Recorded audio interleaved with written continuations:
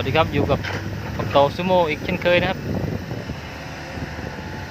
นี่พามาดูโปโลดำขึ้นบอครับ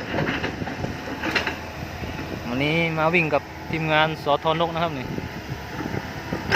ทีมงานบนรอดเอาไมโครไปขุดสระอยู่ครับเลยต้องมาวิ่งร่วมกับสทนกก่อนนะครับยังอยู่กับ PC 120 รุ่น 5เช่นเคยครับขุดสระลูกเดิมนะครับนี่ขุดสระเลี้ยงปลานิลครับ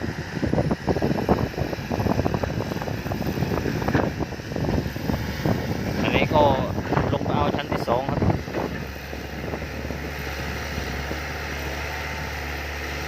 มาเก็บงานครับวันนี้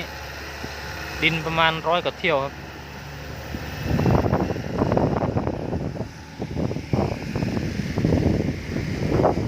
โอ้ลมแรงมากเลยครับวันนี้บรรยากาศดีครับวันนี้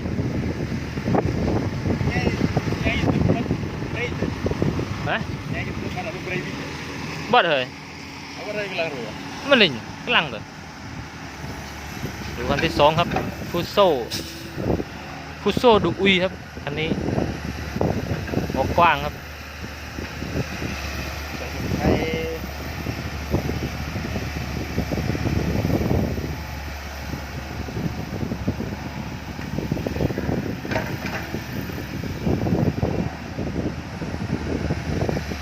ไง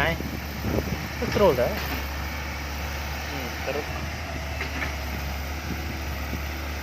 มาดูฟุตโซ่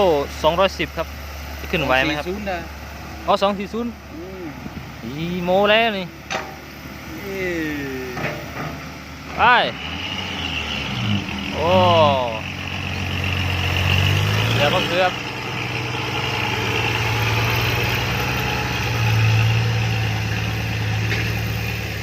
ไปแล้วครับมาดูกันที่3ครับ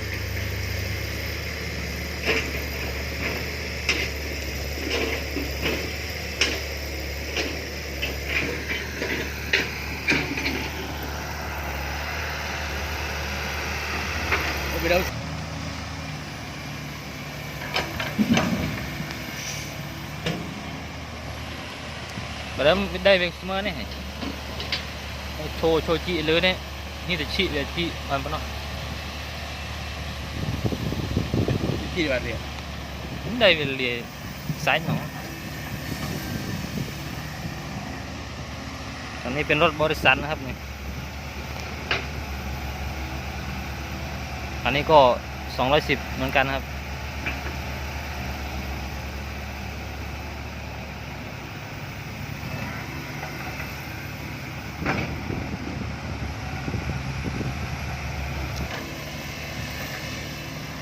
เด้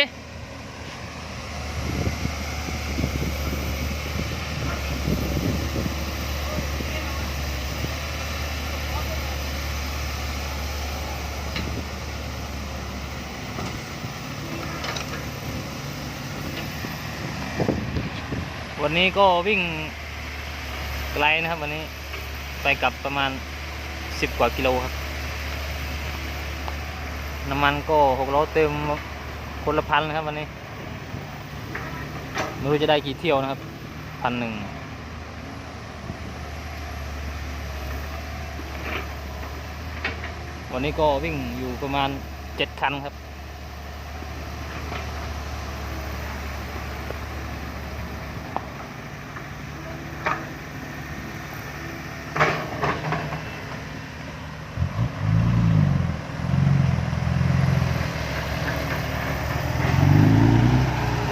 เกือบครับเกือบขาดใจ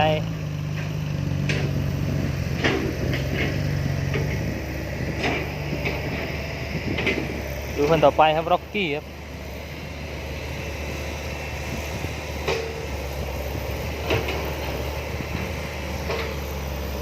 วันนี้ก็วิ่งออกในป่ายางเช่นเคยครับ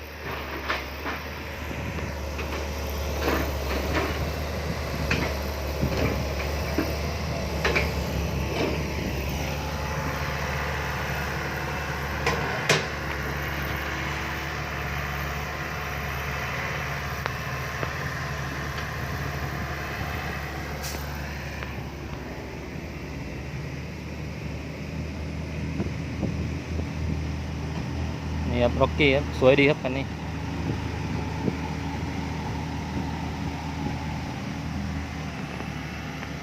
คันนี้เป็นเครื่อง185นะครับ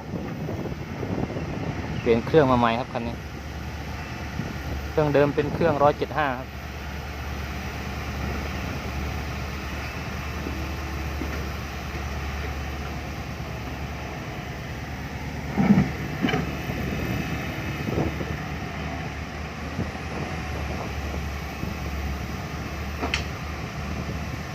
วันนี้ก็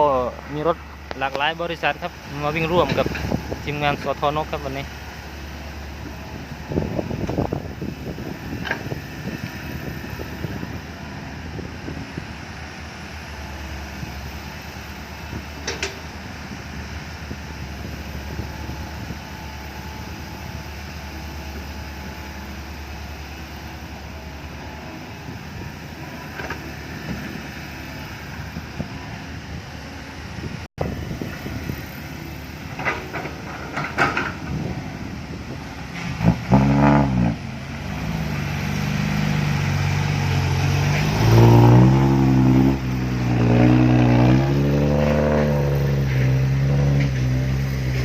เกือบขาดใจเหมือนกันครับคันนี้ทางขึ้นไม่ไกลนะครับแต่ว่าชันครับตรงนี้ระยะสั้นๆครับดินมันเป็นดินเหนียวเนินๆด้วยนะครับนี่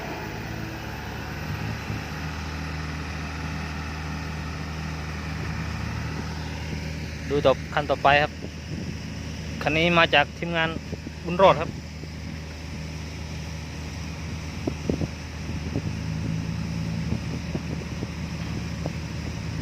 นี่ครับจานรุยครับขับครับวันนี้เสียเต้ยติดภารกิจ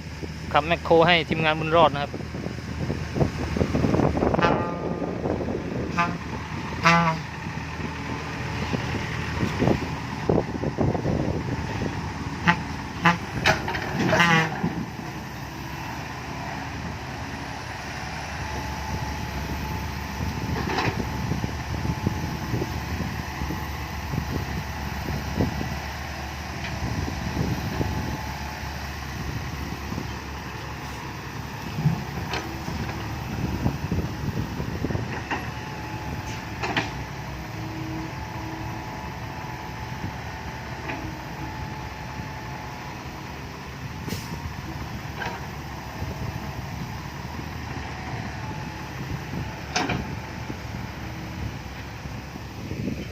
นี่ครับเสียน้อยก็มาครับ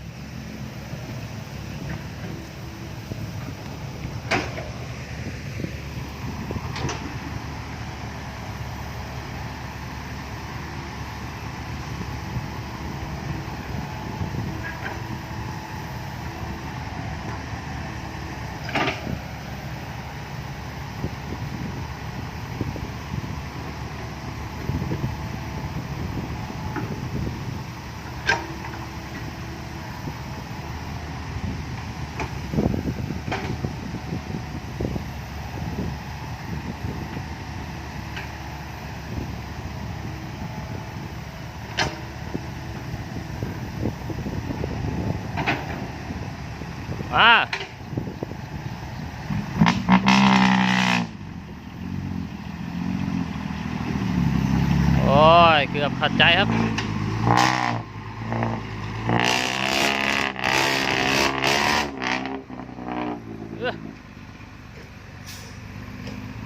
เสียงเสียบแก้วหูมากเลยครับ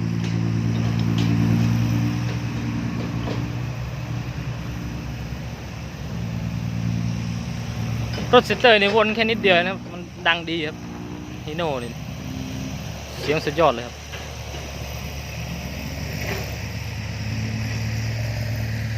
มาดูเสียน้อยครับคันต่อไปครับ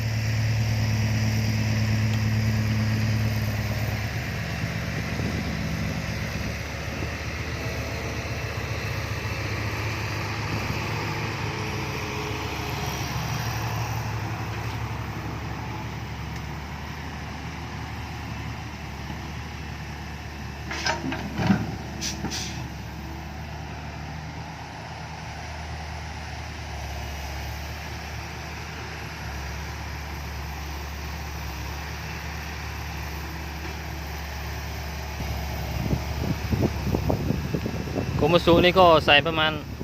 7-8 ตังค์นะครับถ้าอุ้มได้ก็ประมาณ7 ตังค์นี่แหละครับก็บุ้งกีเล็กครับคันนี้แต่ว่ายาวครับ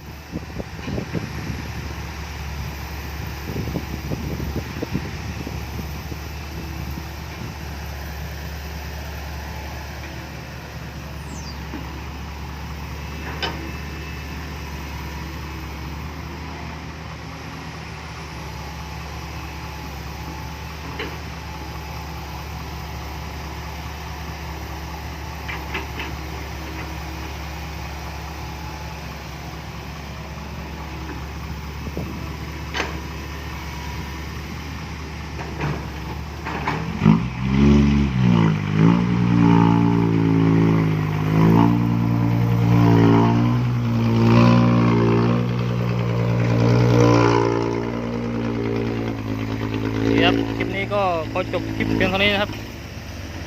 ขอบคุณครับที่เข้ามาติดตามรับชมช่องบอกต่อซูโม่นะครับเจอกันใหม่คลิปหน้าครับสวัสดีครับ